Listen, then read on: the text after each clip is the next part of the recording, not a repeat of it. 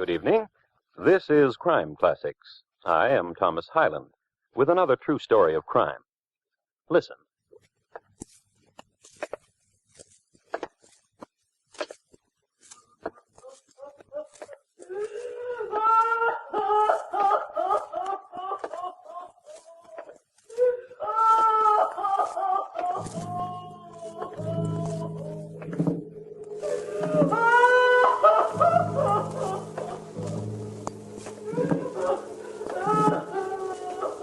This is a dream. This is a portent. This is the shape of things to come. A man dreams of walking down a vaulted and empty corridor.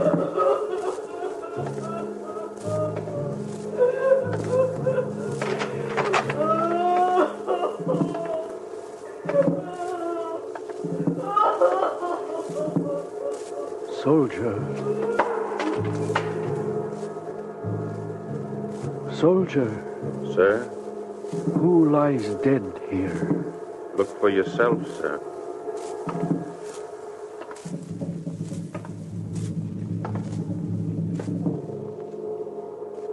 Do you see who it is, sir? Yes, Who is it? it is I. Tonight, my report to you on the assassination of Abraham Lincoln.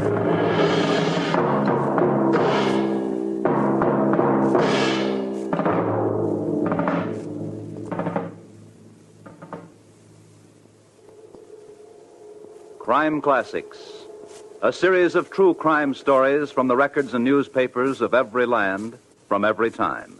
Your host each week, Mr. Thomas Hyland, connoisseur of crime, student of violence, and teller of murders. Now, once again, Mr. Thomas Hyland.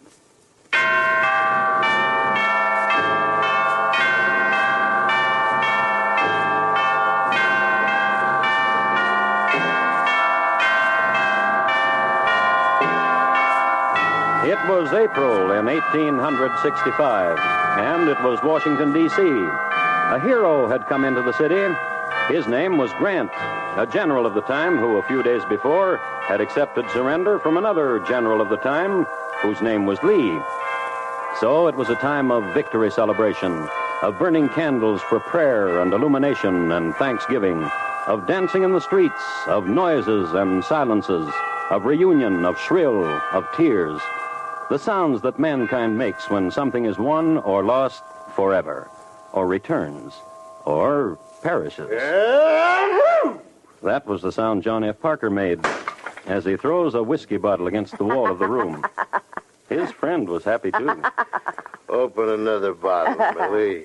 Sure, honey. Yeah, here. Do it. Now lean back your head. Slow now. Trickle it.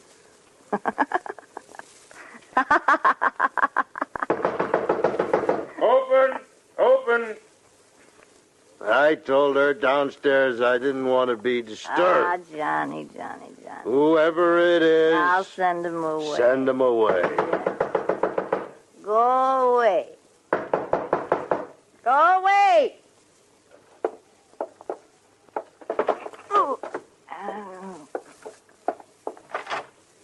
Go away. Is John... Go away. Get out of my way. Get up, Parker. Williams, you got no right to...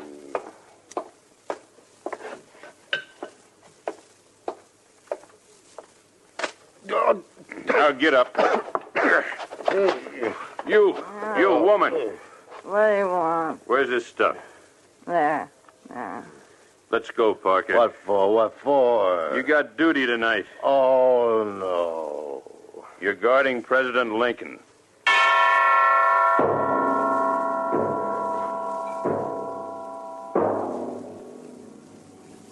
John F. Parker, a member of the Metropolitan Police Force of Washington, the District of Columbia.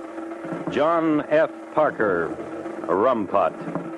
He was about 35 years old, and he was married. And the laughing lady you just heard was not his wife. He had been in the Union Army for a little while, but was dismissed from it for the good of the war effort. His record shows that he couldn't hold an assignment to any one beat for any length of time, for reasons ranging from sleeping in an alley on his beat or sleeping in a doorway on his beat. This is a man who was assigned to guard President Lincoln. How did this happen? Simply, Mrs. Lincoln wrote a note. To Provost Marshal James R. O'Beirne, this is to certify that John F. Parker, a member of the Metropolitan Police, has been detailed for duty at the Executive Mansion by order of Mrs. Lincoln. Why did Mrs. Lincoln write such a note? No one ever asked her, so I can't say. But we know that John F. Parker, more or less sober, appeared at the White House, and he and Mrs. Lincoln had a small chat. There are rumors, of course, Mr. Parker. You must have heard them. Rumors, ma'am? About Mr. Lincoln. About Mr. Lincoln, ma'am? That there are conspirators, and attempts will be made on his life. Yes, ma'am. Ma'am? Yes, Mr. Parker? May I ask a question? Of course. Why was I selected to bodyguard Mr. Lincoln? Because... Mary, prevail upon him. Prevail upon him. Oh, what's the matter, Mr. Lincoln? General Grant here. He's changed his mind. That's right, Mrs. Lincoln, I have. Prevail upon him, Mary. Oh, but surely, General, the people are expecting you. All over Washington, they expect an appearance from you, and at the theater tonight... It's impossible. But suddenly you tell us it's impossible. Why? I'm going home. I'm going to Burlington. But tomorrow you can go to Burlington. Tonight. General... Ma'am? Even the newspapers headline your name above Mr. Lincoln's. Surely, for such a privilege, you would not disappoint... I've been long from home, ma'am. Yes. Yes, you have. Goodbye, Mrs. Lincoln. Mr. Lincoln. Yes. Goodbye. Goodbye. It troubles me. What does? So suddenly he changed his mind. Strangenesses are... Mr. Lincoln. Yes, Mary. This is your guard. His name is John Parker. How do you do, sir? Mr. President. I did not wish to appear rude, sir. In truth, I did not see you. This, You may go, upsetting- Mr. Parker.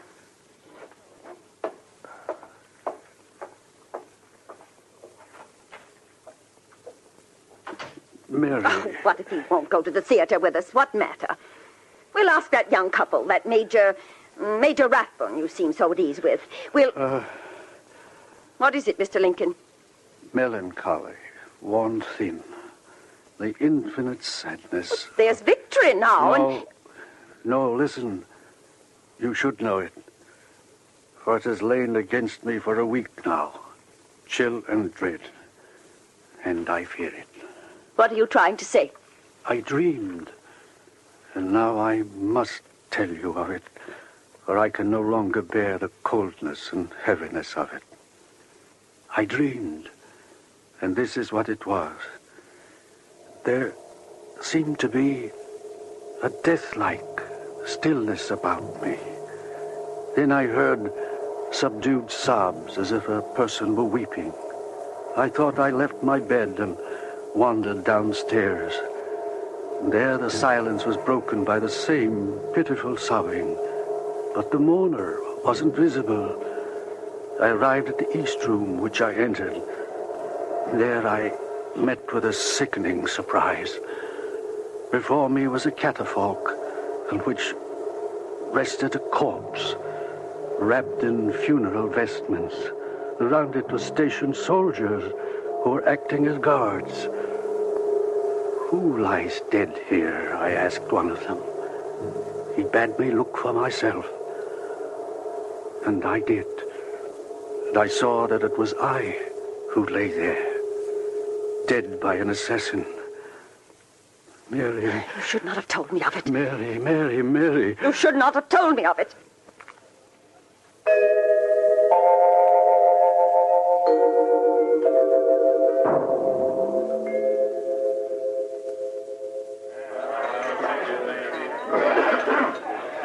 Famous man you'll be. Nah, Millie. And we'll drink to it. Bartender, hand us back the bottle.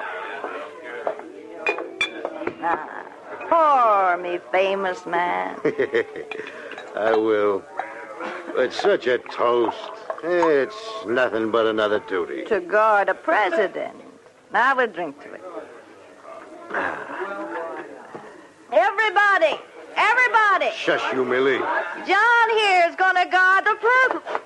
You just sit down, Millie, and shut up. Oh, no. now. Just drink and shut up. Oh. John? What do you want?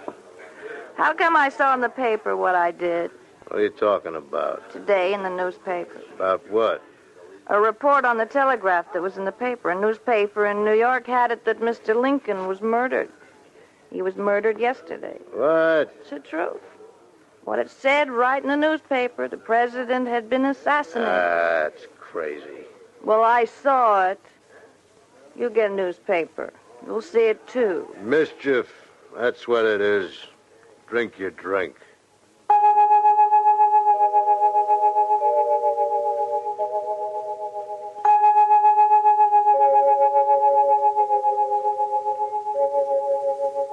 But it was true. Several newspapers in different sections of the country had it that Mr. Lincoln had been slain, which, of course, was not so. This was late afternoon of April 14th, and Mr. Lincoln was alive, spending time with Mr. Stanton, his Secretary of War, then with his valet, who attended him while he dressed, then with Mrs. Lincoln. Mr. Lincoln was alive, and in good mood. How nice you look, Mary. Thank you, Mr. Lincoln. The carriage is waiting. And Major Rathbun and his fiancée? At Senator Harris's home. He'll pick them up. The young lady is very comely. Yes. We'll be late. My arm.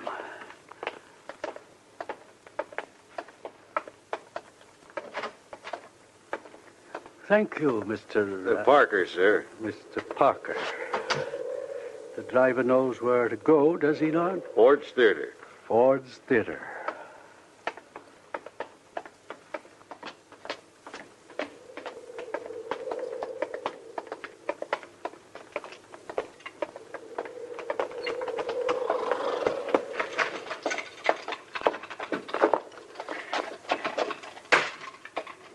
All right, driver.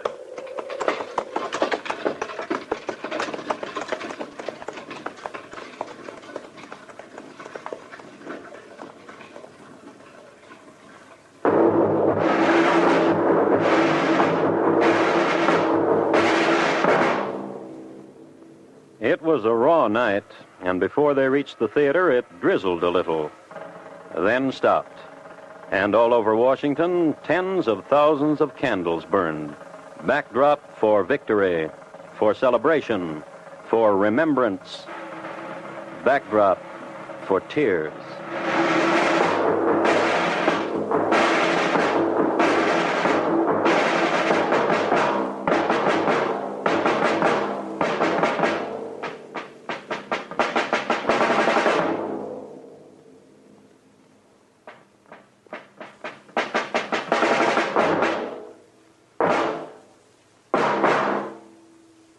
You are listening to Crime Classics and your host, Thomas Hyland. This land is your land. This land is my land. This land was made for you and me. Paris in the spring. The cardinal whistling joyously as he builds his nest in the bush. Or Cairo in the fall, when the temperature has dropped below scorching. Faraway places with strange-sounding names? Nope. I'm speaking of Illinois, the land of Lincoln. Oddly enough, though, Illinois is sometimes referred to as Egypt because the fertility of the soil in and around Cairo, or Cairo giving it the Illinois pronunciation, resembles that of its Egyptian namesake. But there the similarity ends. Riding the Rock Island line is considerably more comfortable than riding a camel. And the IGA stores, the lonely grain elevators, the oak groves, the signs saying Edna's Cafe and Clabber Girl and Chew Mail Pouch are familiar to us in a way the pyramids could never be. Oh, not that Illinois is lacking in the exotic. Chicago is testimony to that.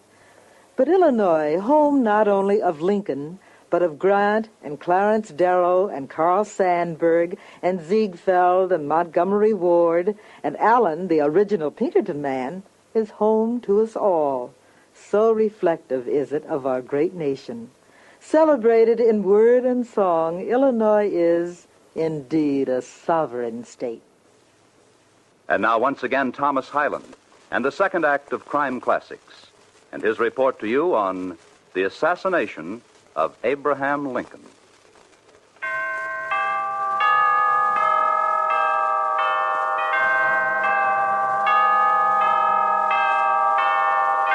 I would like to speak to you briefly about what I consider to be a fairly uninteresting play. It's called Our American Cousin, a drama in 3 acts by Tom Taylor. There were characters in it with such names as Lord Dundreary, Captain de Boots, Mr. Buddycombe, and Mrs. Mount Chessington. I would like to give you an example of the kind of entertainment the play provided. One of the ladies says, "Why, Papa, it's a letter from my dear brother Ned. He writes from Brattleboro, Vermont, that he's quite well and just come in from a shooting excursion with a party of crows. Splendid fellows, 6 feet high." And Lord Dundreary answers to the effect that he is amazed to hear of birds 6 feet high, that they must be tremendous animals indeed. And the actress answers, "Oh, I see what my brother means. A tribe of Injuns called crows, not birds." Now, that's not very sparkling, is it? But this is the play that the president elected to see on the night of April 14th, 1865. When he entered the theater with his party, Laura Keene, the actress playing the part of Florence Trenchard, was speaking her lines in an early scene of Act One. "Oh, I am fairly out of breath. Good morning, Billy.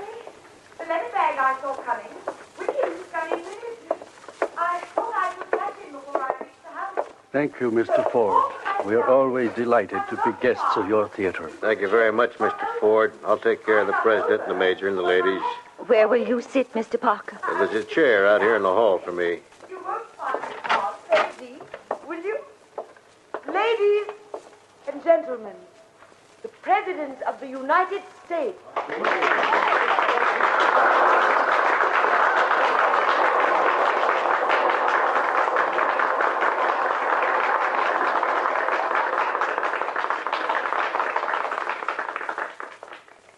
You sit there in the rocker, Mr. President. Mrs. Lincoln, the major, and you, lady. Right there. And if anybody wants anything, I'll be right outside in the hall. I thought I could catch him before I reached the house. So off I started. I forgot to ask. Is it in or over? I got over, but the heck got in. I wish you'd sit it out for me. You won't find the part that is Me? Fish for an act? Don't you take me for an angler? Give me the letter. Now, John Parker was a fidgety man, and he knew it. So, to soothe the fidgets, he had a bottle tucked away. It was a dull evening, and John Parker never liked plays anyhow. Just sip, the drone of the play, walk around a little, and notice that a peephole had been bored into the door of the president's box, and not wonder why. Nor wonder why no other boxes were occupied. Just other people enjoying themselves, not him. Yeah. Because it was dreary and his bottle was empty. I would like to say that 5 years later, John Parker was fired from the police for falling asleep under a lamppost. Not for leaving the president unguarded, which he did this night.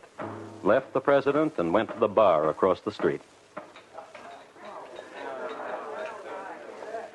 What will you have, sir? Whiskey. And oysters, dozen. Yes, sir. Blue Point? Blue Points. Barkeep, Be with you. not in a minute. Immediately. What about my oysters? Just a second, sir. What can I do for you, Mr. Booth? Brandy. Oh, there's another... Now.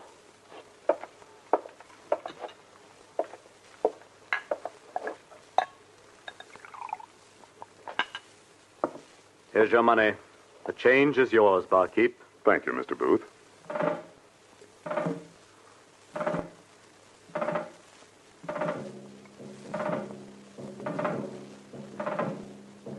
John Wilkes Booth was 27 years old. He was an actor, had achieved some success in Shakespearean roles. A handsome man, a darling of women, a man who sported black flowing ties and an Inverness cape and an ivory-headed cane. It is interesting to note that he had been a member of the Virginia Regiment which captured and executed John Brown. It is interesting to note, too, that his father, who was Junius Brutus Booth, was insane.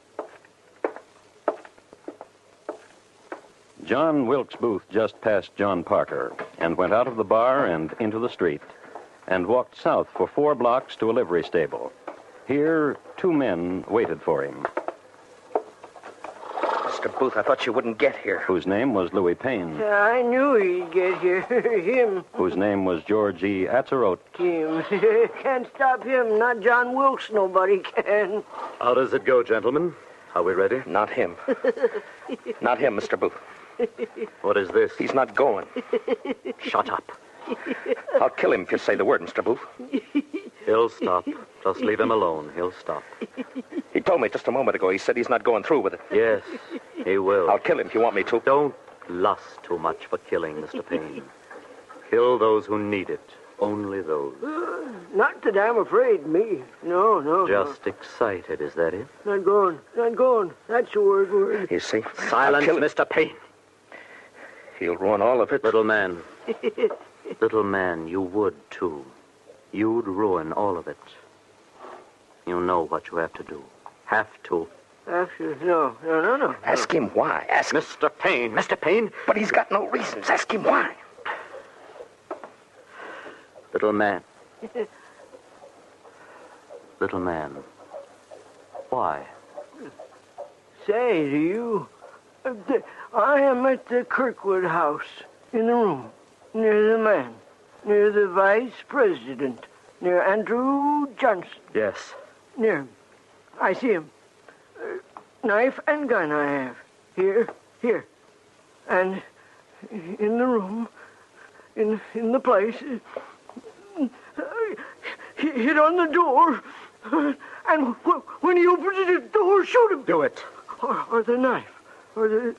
No, I can't. Of course you can. In my head, I see me doing that to him, and I can't. Of course you can. No, You see? Little man. Yeah, no. Listen to him. Little man. No. He's mad. As each of us is mad, Mr. Payne. Madness suckles us, and the warmth of it goes down easily. You are mad, and I, and the little man. And he, most honestly, the little man. Are you trying to say that... You are insane too, Mr. Payne? Is there doubt of it? You are sworn to kill this night Mr. Seward, Secretary of State to this country of evil men. And he... Little man, tonight you will be a hero. And listen, little man, when it is done, when Andrew Johnson is dead, I will give you a present. A thing that sparkles and shines, and you will love it. Will it be round? Round. And you will do what I tell you to do. You see, Mr. Payne? Of course you do. Will it be wasted upon the two of you if I say, we lie deep in fair darkness, yet at our side, glory. Go. Do what you must.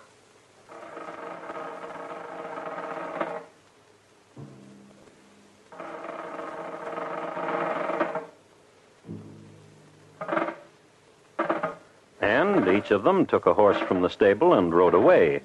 This little man, George Atzerodt, became confused and just rode to exhaustion, and he did not kill. And Mr. Payne, he entered the home of Mr. Seward and fractured the skull of Mr. Seward's son and cut the throat of Mr. Seward. So it was feared for a time he would die. And John Wilkes Booth, he rode toward the theater. And a block from it, in a shadow pool that edged the fall of light from a street lamp, Anna Surratt waited there. John Wilkes, Yes? now the time has come. Now what you're going to do will be done. Yes. You on your horse there, and the fever in your heart to do this thing. I cannot tell you now again not to do this thing. No. A burning, Yes. a hating. Yes. How do these things find place among all the tenderness of you? I wish I knew, but I cannot. No. Oh, I love you.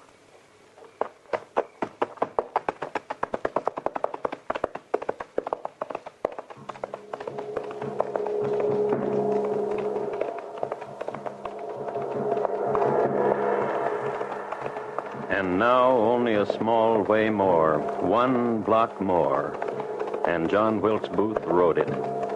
And John Parker, bodyguard to the President of the United States, he was still in the same bar where we left him, choking down another tumbler of whiskey, drinking his way into history's oblivion. Then Booth was at the theater.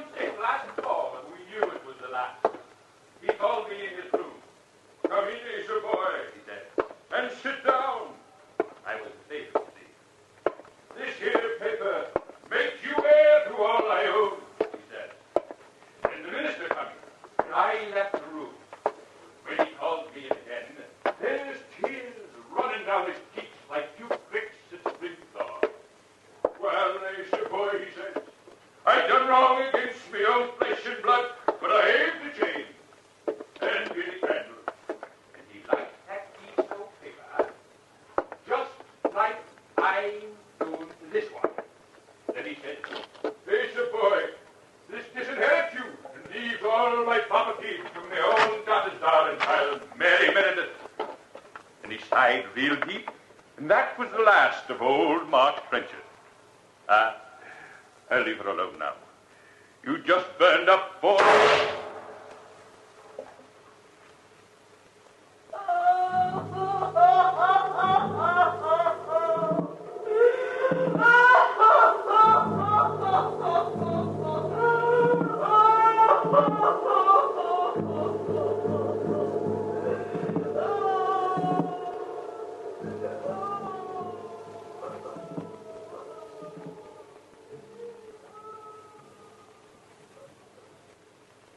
Abraham Lincoln, tonight's crime classic, was adapted from the original court reports and newspaper accounts by Morton Fine and David Friedkin.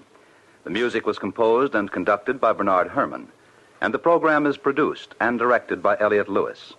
Thomas Hyland is portrayed on radio by Lou Merrill. In tonight's story, Herb Butterfield was heard as Lincoln, Jack Edwards as John Wilkes Booth, and Clayton Post as John Parker.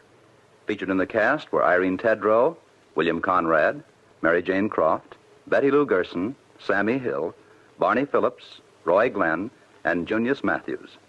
Bob Lamont